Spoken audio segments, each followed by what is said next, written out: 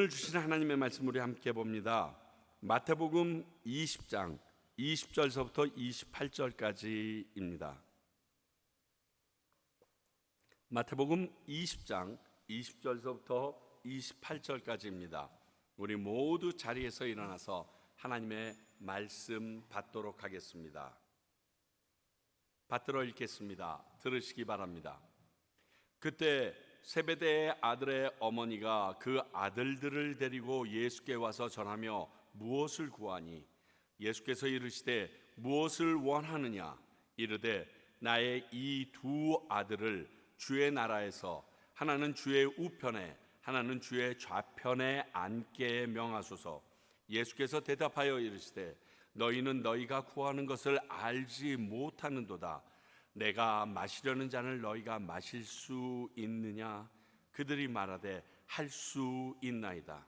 이르시되 너희가 과연 내 잔을 마시려니와 내 좌우편에 앉는 것은 내가 주는 것이 아니라 내 아버지께서 누구를 위하여 예비하셨든지 그들이 얻을 것이니라. 열제자가 듣고 그 두 형제에 대하여 분이 여기거늘 예수께서 제자들을 불러다가 이르시되 이방인의 집권자들이 그들을 의무로 주관하고 그 고관들의 그들에게 권세를 부리는 줄을 너희가 알거니와 너희 중에는 그렇지 않아야 하나니 너희 중에 누구든지 크고자 하는 자는 너희를 섬기는 자가 되고 너희 중에 누구든지 으뜸이 되고자 하는 자는 너희의 종이 되어야 하리라. 인자가 온 것은 섬김을 받으려 함이 아니라 도리어 섬기려 하고 자기 목숨을 많은 사람의 대속물로 주려 함이니라. 하나님의 말씀입니다. 자리에 앉아 주시기 바랍니다. 기도하겠습니다. 아버지 하나님, 오늘 저희들이 이 말씀을 받으면서 하나님의 음성이 어느 곳에서 내 심령과 골수를 깨어 쪼갤지 기대합니다. 아픈 마음 없이 깨달음 없이 그저 좋은 명언 하나 듣고 왔다라는 심정으로 이 자리에 나와 있지 말게 성령님 각 영혼마다 직접 만져주시고 2000년 전에 마가의 다락방에 있었던 그 놀라운 일들이 우리에게도 일어나도록 도와주시옵소서.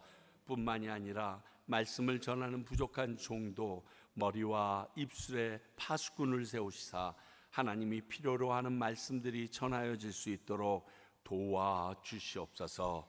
오늘도 우리 가운데 역사하실 하나님을 기대하오며 살아계신 예수 그리스도의 이름으로 기도하옵나이다. 아멘.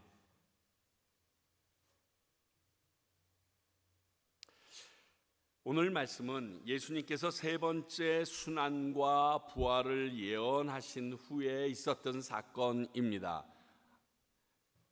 그런데 이를 들은 제자들이 20절 처음 보니까 그때에 거의 동시에 예수님의 순환과 부활에 대해서 듣자마자 한 행동이 오늘 적혀져 있습니다. 이들의 이런 한심한 행동에 대해서는 지난주에 이미 우리가 나눴습니다. 그래서 오늘은 야고보의 어머니의 청탁에서부터 이에 대한 제자들의 반응, 그리고 예수님의 가르침까지 우리 함께 묵상해 보고 그 안에서 우리에게 주시는 하나님의 음성을 듣고자 합니다. 자, 먼저 20절부터 23절까지 어머니의 소원이 나옵니다. 이런 상황 자체가 한심하고 화나지만 그럼에도 야고보의 어머니의 이런 행동을 통해서 하나님께서 우리에게 주시는 가르침이 있을 것을 확신하면서 함께 찾아봅니다. 먼저는요, 이 세베대의 아내는 하나님의 나라에 대해서 오해가 있었던 것 같습니다. 25절에 말하는 그러한 권세, 즉 이방인들이 이 세상에서 누리고 살 줄 알았던 그 권세가 하나님의 나라, 예수님이 권좌에 오르셔도 그러한 나라가 계속될 것으로 생각했던 것 같습니다. 그래서 두 아들을 영의정 좌의정 시켜달라고 얘기했던, 우의정 좌의정 시켜달라고 얘기했던 것이고요. 제자들도 24절을 보니까 이런 말을 듣고 화를 낸 걸 보니까 똑같이 그렇게 생각하고 있었던 것 같습니다.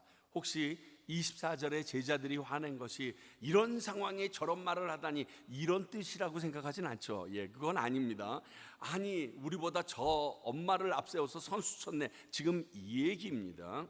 그래서 예수님께서 야, 내가 마시려는 잔을 너희도 마실 수 있겠느냐 얘기합니다. 여러분, 겟세마네 기도에 다시 살피겠지만 이 잔은 하나님의 진노의 잔이며 예수님도 원치 않았던, 다시 말하여 고난과 십자가로 갈 수밖에 없는, 나무에 달린 자마다 모두 다 저주받을, 하나님의 저주를 받은 자라는 그 인침을 감당하는 그 잔인데 이거 마실 수 있겠느냐 물어봅니다. 그랬는데 그들이 이 이유는 모르면서 할 수 있다고 대답합니다. 더 기가 막힌 것은 이 대답을 들으신 예수님께서 너희들 말했다, 그래서 너희들이 그 일 당할 거다. 그래서 야고보도 순교해서 죽고 요한도 반모섬에 유배까지 갔다가 오랫동안 제일 오래 살았지만 그의 고난은 말할 수 없는 시간을 보내게 됩니다. 하여튼 그것을 예언하듯이 그래, 너희들이 마실 것은 내가 알겠다, 인정한다 하고 예언해 주셨지만 너희들이 내 오른쪽 왼쪽에 하는 것은 내 소관이 아니라 아버지 하나님이 결정할 것이라고 그 자리를 살짝 회피해 주십니다. 제자들은요, 이미 2번에 걸쳐서 말씀하신 것처럼 자기 십자가를 지고 나를 따르지 않는 자는 내게 합당하지 않다, 아버지의 나라에 합당하지 않다라고 했던 이 말씀이 기억하고 있었어야 됩니다. 항상 머리에 잊지 않았어야 됩니다. 그러면 예수님이 겪게 될 그 고난의 길을 제자인 나도, 믿는 우리들도 통과해야 된다는 의미로 알고 있었다면 감히 섣부르게 이렇게 요청하거나 이렇게 자신 있게 오른쪽 왼쪽에 앉혀달라고는 얘기하지 못했을 것입니다. 그러니까 이 어머니가 소원을 말하되 철저하게 잘못 알고 구했던 것입니다. 이런 거예요. 그 사람에게 돈 1원도 없는데 돈이 많은 줄 착각하고 돈 꾸러간 거랑 똑같아요. 이 어머니의 소원은 그러면 잘못된 것일까요? 사랑하는 성도 여러분, 자녀가 잘 되기를 바라는 부모의 마음은 잘못된 마음 아닙니다. 그건 당연한 마음이고 확실한 마음이에요. 우리 이미 살펴본 말씀 마태복음 19장 13절에서부터 15절을 보면 이런 사건이 있었던 거 기억나죠? 예수님에게 좀 안수받으려고 부모들이 애들을 데리고 오니까 예수님이 힘든 걸 알고 제자들이 그 부모들을 나무라고 애들을 내쫓습니다. 그랬더니 예수님이 그들이 내게 오는 것을 금하지 말라, 하늘나라가 이들의 것이다 하시면서 그 아이들 하나하나를 안아서 안수해 주셨던 모습 기억나죠? 이거에 무엇을 의미하냐면 부모들이 잘 되기를 바라서 선생님에게 안수받기 원하는 것은 당연한 일이다, 그건 좋은 현상이다, 그건 바른 마음이다라는 그러한 것을 우리에게 알려주시는 겁니다. 부모님의 이런 말씀을 인정해 주신 게 예수님이셨습니다. 한국에서의 교육 열풍이 있습니다. 스카이캐슬 같은 드라마가 나오는 부모의 자식 사랑은요, 잘못된 것은 아닙니다. 당연합니다. 부모라면 누구나 자기 자식이 잘 되기 바라지 않겠습니까? 자식을 위해서라면 힘든 노동도 개고생도 마다하지 않는 것이 잘못은 아닙니다. 미국에서 왜 미국에 오셨습니까? 신방 갈 때마다 물어보면 10명 중에 8명 정도는 거의 이렇게 대답합니다. 내 자식이라도 제대로 키워보려고요. 여기는 좀 다른지 모르겠지만 미국에 이민 오시는 분들의, 특히 최근에 오시는 분들의 10명 중에 10명, 거의 100%가 자식 때문에 왔다라는 말들을 다 합니다. 그리고 한국에서 그 잘 나가던 거 다 내려놓고 우버 택시 운전하고, 그리고 슈 리페어, 구두 고치고, 그 다음에 청소하고 세탁소 하는 일을 기쁘게 합니다. 자식을 위해서. 그거는요, 아름다운 모습입니다. 틀린 모습이 아닙니다. 당연히 부모라면 자식들이 나보다 더 나은 삶을 살길 원하는 것은 지극히 당연한 것입니다. 그러나 내 자식과 가족만을 위해서 이기주의적으로의 생각에 사로잡혀 가지고 있는 그러한 모습과 행동은 잘못된 것입니다. 그게 문제입니다. 오직 내 자식만을 위해서, 그 자식의 이득만을 위해서 다른 아이들은 마구 희생시키면서 다른 부모들에게는 욕을 보이면서까지 그 자식을 지키고자 세우고자 하는 그 모습은 잘못된 행동이라는 것입니다. 사실 그렇게 자란 자식들이 아무리 훌륭한 대학에 진학해서 졸업하여 사회의 주류 사회에 들어간들, 그들 역시 그 목적을 위해서는 똑같은 행동을 반복할 수밖에 없다는 사실이 분명하기에, 심하게 말하면 그런 모습으로 자녀를 키우는 것은 이 사회에 괴물 하나를 탄생시키는 것과 똑같은 거거든요. 그건 바르지 않습니다. 제가 한국의 교육이나 한국의 작금의 그러한 자녀들을 양육하는 모습에 정말 두려워하는 것은요, 그 아이들이 좋은 대학 가고 사회의 높은 자리에 올라가는 게 문제가 아니라 그들이 주류 사회에서 동일한 방법으로라도 나는 남들을 다스리는 권세의 자리에 들어가면 된다라고 생각하고 똑같은 부모의 생각으로 자기의 이기주의에 걸쳐서 다른 사람을 치리하는 그들의 모습이, 그게 문제인 겁니다. 이미 그 현상은 한국 사회에서 두드러지게 나타나고 있을 것을 보면 앞으로 시간이 지나면 지날수록 어쩌면 더 심화되지 않을까 하는 두려움이 있는 이유입니다. 그래서 믿는 우리들이라면 자녀를 위하여 어떤 일을 결정할 때 먼저 그 결정하는 것이 하나님의 뜻, 주님의 뜻, 성경과 합일하는지 분별할 수 있어야 됩니다. 분별하고 나서 그 일을 결정해야 합니다. 그렇지 않으면 나도 모르는 사이에 엄청난 득죄의 길, 죄를 저지르는 길에 들어가게 됩니다. 지난주 화요일 딸과 사이에게 연락이 왔습니다. 한 18주 됐으니까 울트라사운드를 한 결과 뱃속에 있는 아이가 딸이라는 것은 우리에게 알려주었는데, 하나 더, 그 아이가 문해증이라는 진단을 받았다고 알려주었습니다. 알아보니까 이 문해증이라는 것은요, 유전적인 것은 아니지만 선천적으로 이 아이가 뇌가 없이 태어나는 것, 그런 경우를 말합니다.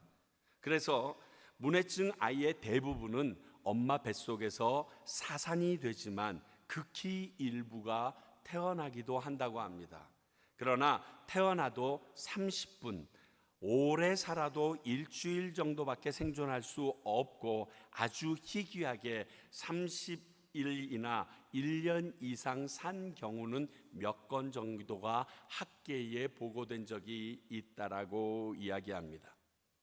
그런데 딸 뱃속의 아이가 이 병일 확률은 100%라고 의사가 말했다는 겁니다. 워낙 사위가 병원에서 피지컬 테라피스트로 계속 일을 해왔기 때문에 아마 그 의사들의 용어를 정확하게 들었으리라고 저는 확신합니다. 그래서 현재 그 아이가 19주이기 때문에 이런 병의 경우 20주 이전에 낙태가 허락됩니다. 일주일 내로 결정해야 된다고 의사가 말해 주었다는 겁니다. 저는 이 말을 듣고 딸이 결국 죽을 아이를 낳기 위하여 앞으로 최대 5개월 이상 더 뱃속에 품고 있어야 된다라는 사실이 그 아이한테 너무 힘들고 괴로운 시간이라고 여겨서 딸이 낙태하기를 선택하기를 원했습니다. 이건 철저하게 제 딸을 위해서, 제 사위를 위해서, 혹시 그 아이가 태어나도 그 모습이 참으로 보기가 안 좋은 모습이기에 그 아이를 최대한대로 내 딸을 지키기 위해서 그러한 마음이었습니다. 그러나 아내는 제 생각과 다르더라고요. 주신 이도 하나님이시고, 그러니까 하나님이 데려가시도록 하는 것이 성경적이라면서 뱃속에 아이를 지키는 것이 바리다고 막 얘기하는 거예요. 차를 타다가 이 논쟁이 시작됐어요. 그래서 당신이 사람이냐고, 딸의 마음과 그 아픈 것은 생각하지 않냐고, 결국 죽을 아이를 품고 있어야 될, 태동을 느끼면 느낄수록 더 괴로워해야 될 그 아이의 마음은 생각하지 않느냐고 엄청 다퉜어요. 결국 3일 기도하고 딸과 사이가 결정 내리기로 했는데, 그 결정 내리기로 한 날 연락이 왔습니다. 하나님이 데려가실 때까지 딸이 자기가 품고 있겠다라는 것입니다. 여러분, 미칠 것 같더라고요. 여러분 생각은 어떠세요? 회복 가능성이나 생존 가능성이 제로예요. 없어요. 그걸 알면서 그 아이를 품고 있을 딸을 생각하니까 그 시간이 길면 길수록 그 고난과 그 고통, 마지막에 그 허무함은 어떻게 견딜까 하는 생각 때문에 도대체 돌아버릴 것 같더라고요. 그런데 여러분, 과연 하나님의 뜻은 무엇이었을까요?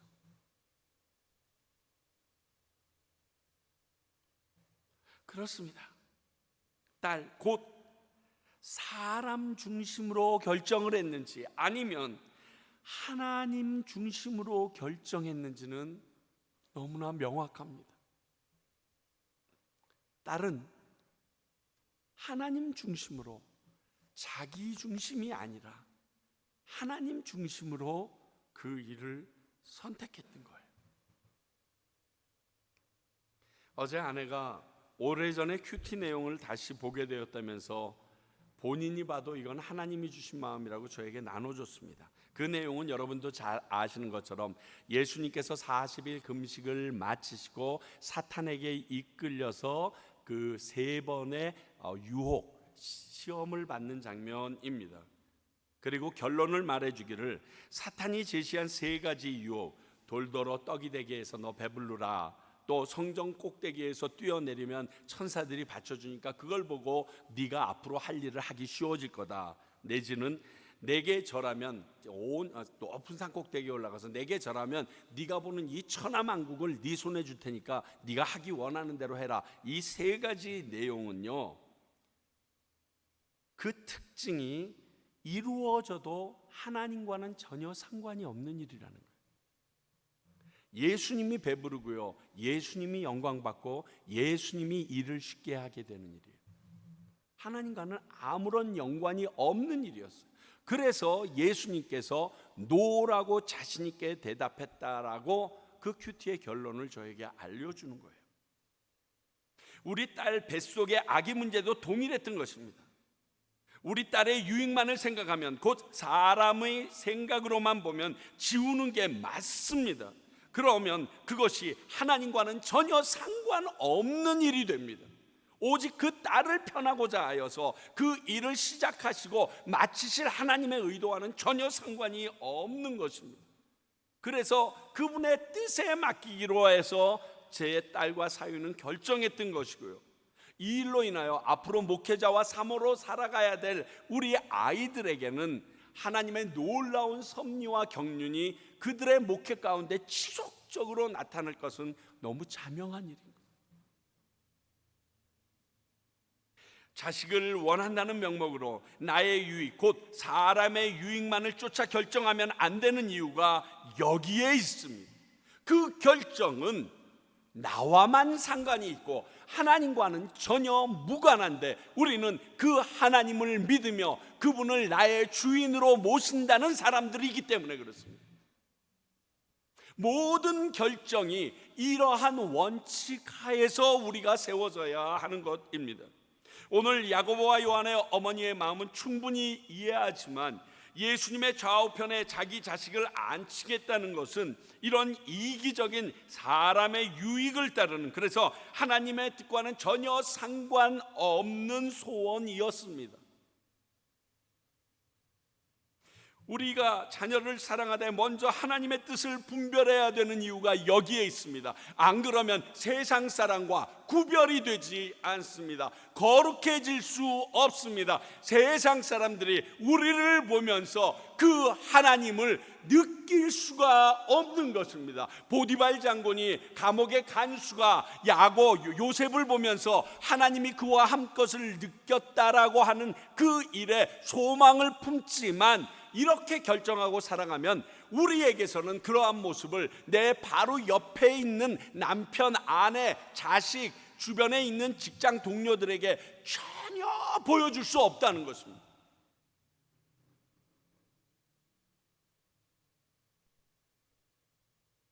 그러므로 어떠한 결정을 하든지, 특히 자녀에 대한 결정을 할 때 하나님의 뜻, 하나님과 어떠한 연관성이 있는지 먼저 분별하는 것이 너무 중요합니다.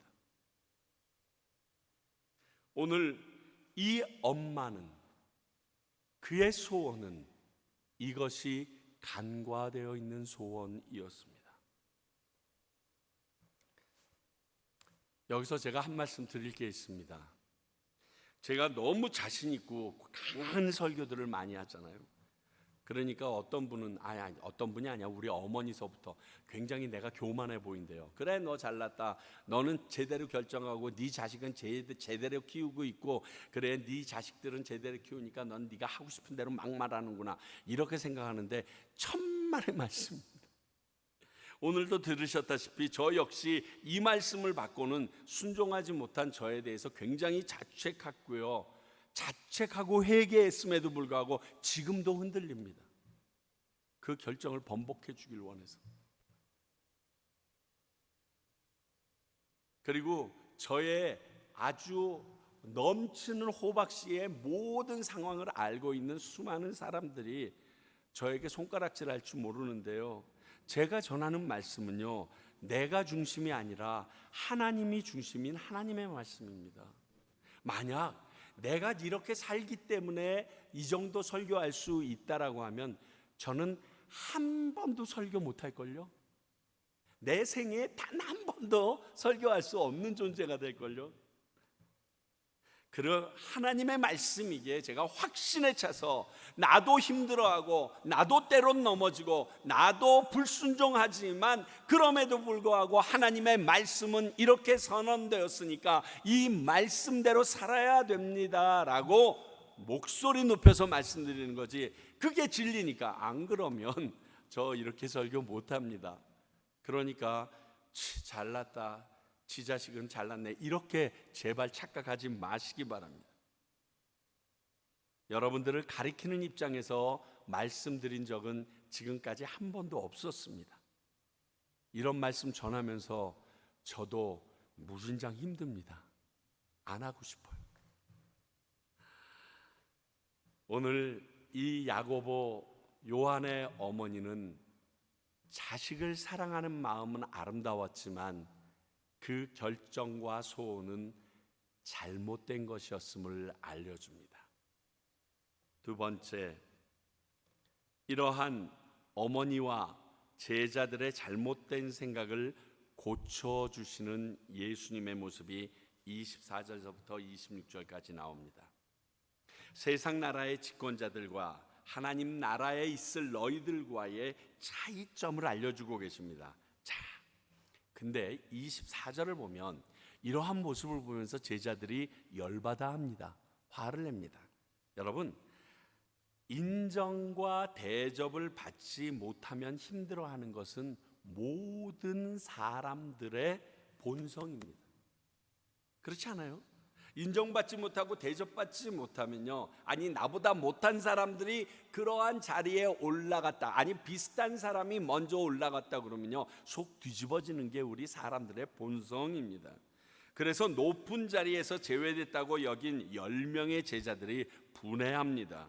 이 모습은 사람이라면 누구에게 있는 본능과 같은 것입니다. 그렇다고 이런 상황에 믿는 우리들도 화를 내도 된다라는 의미는 아닙니다. 그래서 예수님이 이럴 때 우리 믿는 자들은 어찌해야 하는지 비교해서 설명해 주신 것입니다. 25절, 세상의 집권자들의 모습은 이렇다는 겁니다. 자기가 가진 권력으로 사람들을 조종하고 자기의 유익을 위하여 그 모든 것을 뒤집어 바꾸기도 하고 그 권력을 자기 임의대로 마음대로 사용할 수 있는 것이 세상의 권력의 모습이라고 얘기해 주고 있습니다.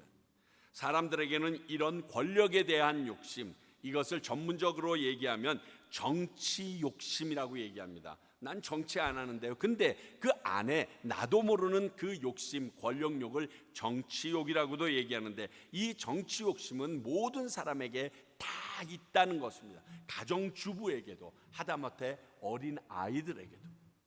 사람들이 추구하는 마지막 정점에 해당하는 욕심이 바로 이 권력에 대한 정치적 욕심이라고까지 얘기합니다.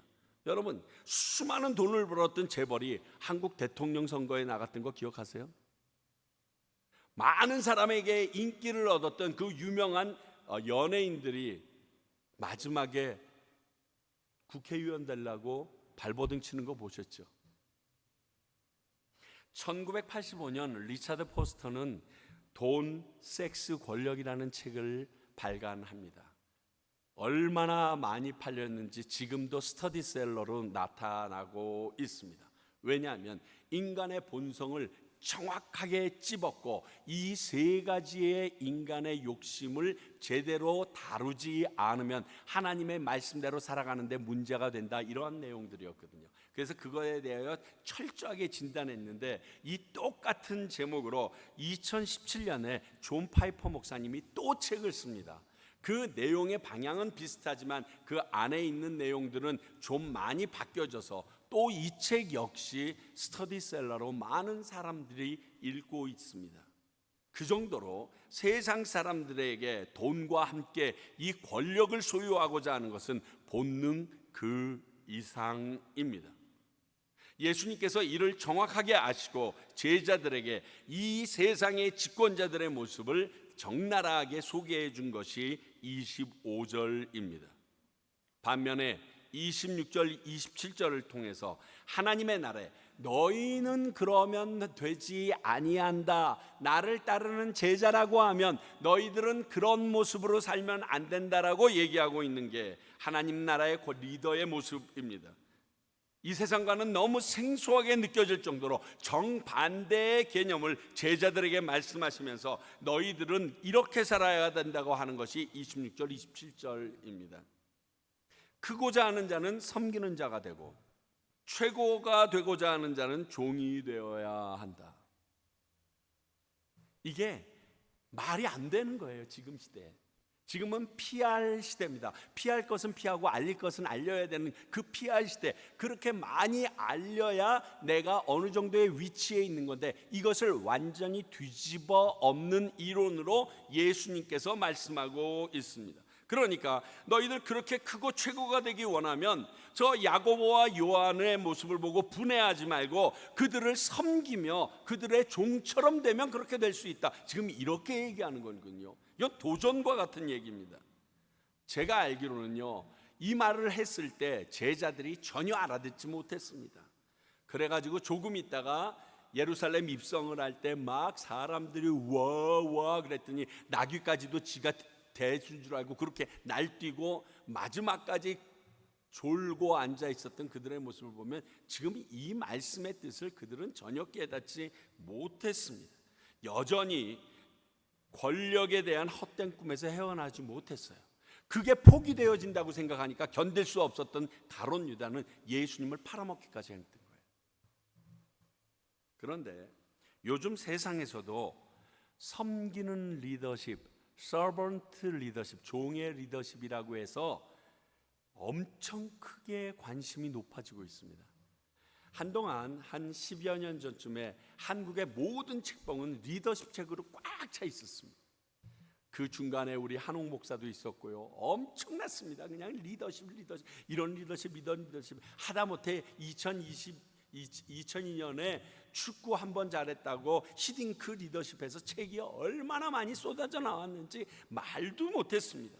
그래서 온 회사에서 이 리더십 강의를 하느라고 수많은 사람들을 불러갔는데 그 중에 섬기는 리더십이 생겨나기 시작했고, 여기에 대한 관심이 높여져서 훌륭한 리더십의 한 방향으로 인정되고 연구하면서 그것들을 세상의 직장에도 적용하기 시작했다는 것입니다.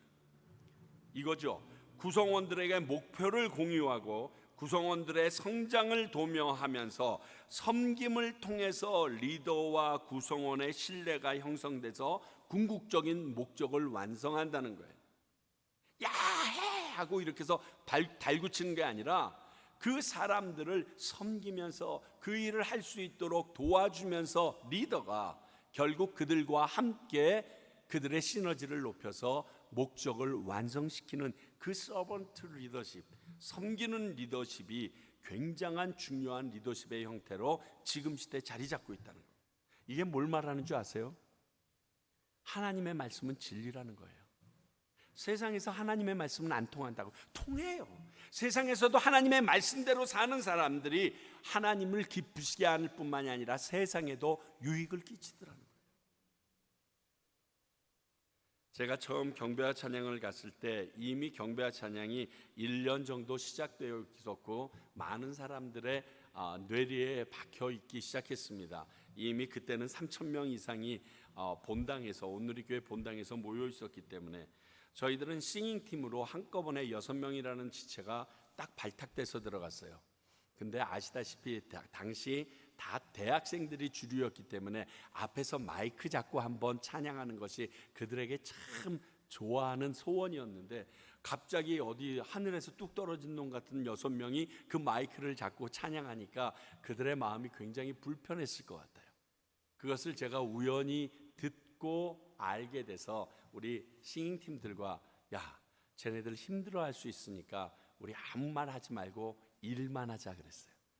일할 거 많거든요. 경배 찬양은요, 무대를 마치려면 아시바를 지고 다녀야 됐고요. 그 아시바 300평짜리 깔고 나면 완전히 어깨가 주저앉을 정도거든요. 근데 당시 군대 갔다 왔던 것은 우리 싱잉팀 남자 3명밖에 없었어요. 그러니까 일하는 요령도 군대 갔다 왔으니까 훨씬 잘하는데, 야, 너 이거에 이렇게 하지 않고 우리 3명이 직접 지고 날르자, 이렇게 약속을 하고 그 일을 하기 시작했어요.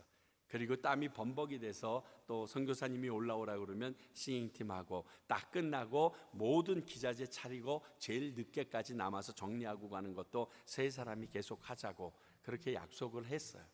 근데 얼마 지나지 않아서 우리 함께 했던 그 지체들이 다 우리가 어떻게 해야 될까요? 라고 우리에게 물어보기 시작하더라고요. 그때 알았어요. 아, 섬기면 리더십이 나에게로 오는구나. 가만히 나는 섬기기만 했는데 사람들이 내게 영향력을 주는구나. 그겁니다. 바로 그것을 얘기합니다. 오늘 제자들처럼 내가 손해본다고 여기지 마시고 예수님의 말씀하신 섬기는 종으로의 모습으로 살아가 보십시오. 특히 교회 공동체 안에서는 당연히 그러실 수 있기를 바랍니다. 놀랍게도 그 섬기던 사람이 모든 사람의 추앙을 받는 리더자가 되는 것은 당연한 수준입니다. 왜? 하나님의 말씀은 진리이기 때문에. 그리고 28절에 한 말씀을 더해 주십니다. 인자가 온 것은 섬김을 받으려 함이 아니라 도리어 섬기려 하고 자기 목숨을 많은 사람의 대속물로 주려 함이라. 예수님께서 이 땅에 오신 이유를 선언하십니다. 하나님 나라의 집권자보다 한 걸음 더 나간 구세주로서의 자세를 얘기합니다. 그러니까 이 말씀을 보니까 예수님은요, 이 땅에서도 크거나 으뜸이 되고자 하는 생각이 아예 없으셨다는 겁니다. 너무 문자적인 해석이라고 여길 수 있겠지만 다시 한번 우리 24절에서 25절 26절 말씀과 26절 27절 말씀과 오늘 28절 예수님의 말씀을 비교해 보면요, 크고 으뜸이 되고자 하는 사람은 종이 돼서 섬기라고 했습니다. 그런데 종이 돼서 섬겼을 때 내가 존재해 있어야지, 살아 있어야지 내가 으뜸이 될 수 있는 거고, 그리고 섬김을 받는 자가 될 수가 있는 건데, 지금 예수님은 본인은 죽어버리겠다는 거예요. 존재 자체가 사라져 버리겠다는 겁니다. 그게 목적이라는 거예요. 그러니까 하나님 예수님께서는 이 땅에서 으뜸이 되고자 하나 사람들에게 섬김을 받을 생각이 추호도 없으셨다라는 것을 아예 공적으로 선포해 주신 거예요. 나는 이 땅에서 받으려고 생각하지도 않아. 선생이라고 얘기하는 것도 별로 좋아하지 않아. 지금 그 얘기하시는 거예요. 하나님의 뜻을 이루기 위해서 우리의 죄를 위하여 죽으러 오셨다는 겁니다. 그 대속물로 죽으려 함이 하나님의 뜻이고 계획이셨기 때문에 그분은 그 길을 가신다라고 지금 얘기하고 있는 것입니다. 그러니 세상에는 어떠한 미련도 없는 분이 예수님이셨습니다. 오직 하나님의 뜻, 그리고 우리들의 구원만 생각한 것이 그분의 삶이셨습니다. 여기에 우리가 기억해야 될 건, 우리도 제자들로서 그분의 삶을 따라갈 수 있어야 한다는 거예요. 곧 아직 예수님을 알지 못하고 죽어가는 잃어버린 영혼들을 위해서 우리도 그런 길을 갈 수 있어야 된다는 겁니다. 그들에게 인정받지 못하고 세상에서 알려지지 못하였어도 나를 희생하고 나의 존재가 사라져버리고 하늘의 미랄이 될지라도 그들을 위하여 능히 썩을 준비가 되어 있어야 된다는 것입니다. 여러분들 부담드리고 싶지 않습니다. 다만 한 가지 확실한 것만 얘기하겠습니다. 지금 여러분 옆에 아직도 예수님을 모르거나 예수님을 믿지 않는 그 사람에 대해서는 반드시 나중에 하나님께서 여러분들에게 물을 거라는 것은 확실하게 알려드립니다. 이것은 아마 빼박입니다. 이건 어떻게 못할 겁니다. 하나님께서 그날 딱 심판대 앞에서, 참 너에게 맡겨줬던 그 친구, 네 직장에 있던 그 사람, 걔는 어떻게 됐니? 물어볼 거라고. 이거 하나는 확실합니다. 네가 교회 몇 년 나갔는지, 무슨 장로교를 나갔는지, 직분이 뭔지, 이런 거, 네가 교회를 얼마나 지었는지, 헌금을 얼마, 이런 거 안 물어봐요. 그러나 이거는 꼭 물어볼 것을 저는 압니다. 부담 갖지는 마세요. 그런데 이게 확실히 알아요. 그럼 뭘까요? 결국 예수님처럼 이런 삶을 사는 것은 그들을 위하여 희생하는 게 아니라 나를 위한 투자를 하는 셈이 됩니다. 내가 그들을 위하여 섬기고 종이 되는 것은 나중에 주님 앞에 섰을 때, 내가 그의 교회 보냈잖아요. 예수님 믿게 내가 결심받았잖아요. 그렇게 말할 수 있도록 나를 위한 투자를 하게 하는 시간이라는 거예요. 하나님의 말씀은요, 우리에게 요구하시지만 아이러니하게 본인이 아니라 우리를 위하여 항상 주시는 말씀이라는 거예요.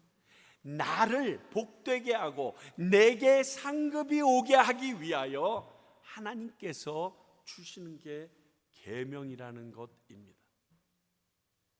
사랑하는 성도 여러분, 우리가 그 모습으로 살아가길 주님이 원하십니다. 그래서 이 아름다운 복된 설날, 우리에게 진정한 축복의 길이 무엇인지 알려주셨습니다. 그들을 위하여, 그 영혼을 위하여 너희들이 희생하고 섬기는 것이 너희들에게 주는 나의 큰 복이다 하십니다. 기도하겠습니다. 하나님, 말씀을 통하여 하나님의 은혜를 다시금 깨닫습니다. 또 나의 부족함도 봅니다. 주님, 부족함을 본 거로 이제 할 수 없다라고 포기하는 모습이 아니라 그럼 내가 어떻게 살아야 하는지 주님께 구하며, 그러한 능력이 없으면 그러한 능력을 달라고 주님 앞에 간절히 기도하는 저희들 되게 해 주시옵소서. 그리하여 결국 우리 한 사람 한 사람이 그날에 하나님의 영광 가운데 동참할 수 있는 또 하나의 이유를 발견하는 저희들 되게 해 주시옵소서. 예수님 이름으로 기도하옵나이다. 아멘.